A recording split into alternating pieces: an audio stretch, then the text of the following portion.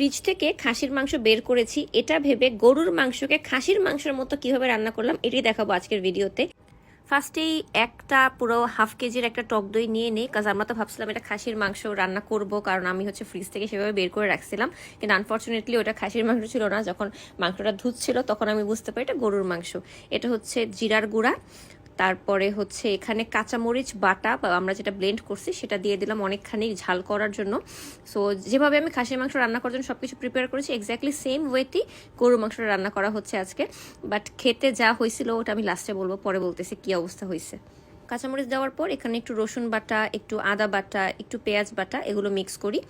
আর এরপর আবার একটু আস্ত জিরাও দিয়ে দিই। আস্ত জিরা সীমান্তর অনেক পছন্দ, ও যে কোনো খাবারে আস্ত জিরা দিতে খুব এক্সপার্ট। এরপরে দইটাকে খুব ভালো মতো ফেটে নিয়েছি যাতে কিনা কোনো আস্ত আস্ত না থাকে। একটু লবণ মিক্স করে দিচ্ছি, আর একটু কাঁচামরিচ অ্যাড করলাম, মনে হচ্ছিল যে যার একটু ঝাল লাগবে। এরপর মাংসটা ওই দইয়ের মধ্যে মশলাটাতে খুব ভালো মতো অনেকক্ষণ ম্যারিনেট করে রেখে দিব, লাইক আধা ঘন্টা থেকে 40 মিনিট। আর মাখানোটা খুব ভালো হতে হবে, যত বেশি ভালো মতো মাখানো হবে প্রতিটা মাংসর পিসে যখন মশলাটা লাগবে তখন আপনার মাংসটার ভিতর পর্যন্ত এই টক দইয়ের টেস্টটা কাঁচামরিচের টেস্টটা চলে যাবে। সো যত ভালো মতো আপনি মাখাতে পারবেন তত ভালো মাংসটা মজা লাগবে। চাইলে আপনি গ্লাভস ইউজ করতে পারেন, সীমান্ত এখানে গ্লাভস ইউজ না করে হাতেই করছে, ওর আবার হাত জ্বলে না, আমার আবার প্রচন্ড হাত জ্বলার প্রবলেম আছে। সো আমি মরিচ টরিচ হলে সবসময় গ্লাভস ইউজ করি। এরপর মাংসটা ওইভাবে ম্যারিনেট করে রেখে দিয়ে চুলাতে তেল দিয়ে নিচ্ছি, আর একটু ওটার মধ্যে লবণ দিয়ে দিচ্ছি এতে তেল ছিটে না।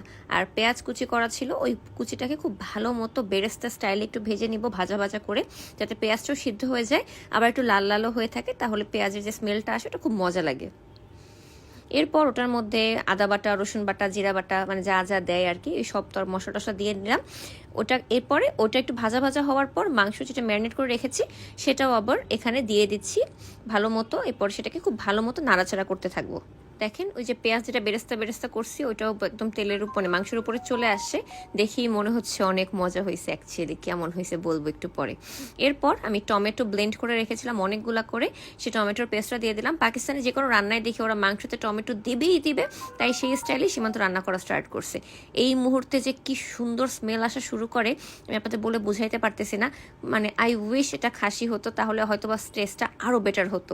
আর এরপরে দারচিনি, তেজপাতা, আরও জায়ফল, জয়ত্রী কি যেন দেন, এগুলো সব সীমান্ত দিচ্ছে আস্তে আস্তে করে, কোনো গুঁড়া টড়া কিছু না, ডাইরেক্ট আস্তে আস্তে তেজপাতা, দারচিনি, এলাচি আর একটু জয়ত্রী, এটাকে জয়ত্রী বলে, জায়ফল একটু দিয়েছিলাম মনে আছে, ওটাও একটু দিয়ে দিছি। হ্যাঁ, যে কোনো মাংস রান্নায় একটু আস্ত গোলমরিচ আর আস্ত লং ছিটিয়ে দিলে স্মেলটা খুব ভালো হয় আর ঝালটা খুব ভালো লাগে, আপনি ট্রাই করে দেখতে পারেন চাইলে। এরপরে মাংস জাস্ট জাল দেওয়ার পালা, জাস্ট কষানোর পালা। তারপরে মনে হলো যে কাঁচামরিচ আরেকটু দিলে ঝালটা ভালো লাগবে, সো কাঁচামরিচ আমরা আরেকটু ব্লেন্ড করে দেই। এই মুহূর্তে কাঁচামরিচ আমার মেয়ের একটু বেশি পানি দিয়ে ফেলছিল, সো একটু পানি হয়ে গেছে, তো সীমান্ত ছেঁকে জাস্ট উপরের ইয়াটাই দিছে আর কি। আর খালি মাংস কষাচ্ছিলাম, কি যে সুন্দর ঘ্রাণ আসা শুরু করছে। এটা যদিও ভিডিওটা আমার অলমোস্ট 1 মাস আগের করা, আমি এখন পর্যন্ত মনে হচ্ছে আমি নাকে স্মেলটা পাচ্ছি, আমি যেহেতু দাঁড়া ভিডিও করছি, আমি জানি এটা কত মজা হয়েছিল, দেখতে যেমন সুন্দর হয়েছে। আর বাই দ্য ওয়ে আপনারা হয়তো নোটিস করেছেন আমরা কিন্তু কোনো হলুদ এবং কোনো মরিচের গুঁড়া, কোনো হলুদের গুঁড়া, মরিচের গুঁড়া এখানে অ্যাড করিনি। আচ্ছা, বাই দ্য ওয়ে এখানে এখন আদা বাটা অ্যাড করা হচ্ছে। এর আগে দেখেছেন প্রথমে রসুন অ্যাড করতে আর পেঁয়াজ অ্যাড করতে, এই মুহূর্তে আমরা এখন হলুদ অ্যাড করছি। এর আগে কিন্তু কোনো হলুদ বা কোনো মরিচের গুঁড়া আমরা অ্যাড করিনি, ঠিক আছে। তারপর দেখেন কালারটা কি সুন্দর হয়েছে শুধুমাত্র টমেটো দেওয়ার কারণে। এরপর আমরা যখন মোটামুটি কষানো ভালো মতো হয়ে গেছে, তেল উপরে চলে আসছে, তারপরে আমরা হলুদের গুঁড়া, মরিচের গুঁড়া অ্যাড করলাম একটু কালারসের জন্য আর কি, সাথে একটু ধনিয়ার গুঁড়াও অ্যাড করলাম। এরপরে জাস্ট একটু নাড়াচাড়া দিতে একটু পরে দেখি মাংস সিদ্ধ হয়ে গেছে। অ্যান্ড এখন কালারটা দেখেন আরও সুন্দর হয়েছে, একদম লাস্ট মুহূর্তে এগুলো অ্যাড করার কারণে কালারটা একদম ফ্রেশ লাগছিল। হলুদটা অনেকক্ষণ ধরে জাল দিলে কালারটাকে মাইটটা হয়ে যায়, বাট এই মুহূর্তে হলুদের কালারটা একদম মনে হচ্ছে টাটকা একটা কালার থাকে না, ওইরকম কালার। আর এটা খেতে যা হয়েছে, মাংস হাতে খুলে চলে আসতেছিল টক দই দেওয়ার কারণে, এত নরম হয়েছে, ট্রাস্ট মি। সীমান্ত ওর খুব ইচ্ছে করছিল খাসি দিয়ে রান্নাটা করতে, বাট সামহাউ গরু রান্না করতে হয়েছে। আমার জন্য ভালো হয়েছে, এমনিতে আমি খাসি পছন্দ করি না, গরু আমার favourite, so I was happy and খেতে অনেক মজা হয়েছে। আপনারা এই স্টাইলে চাইলে ট্রাই করতে পারেন।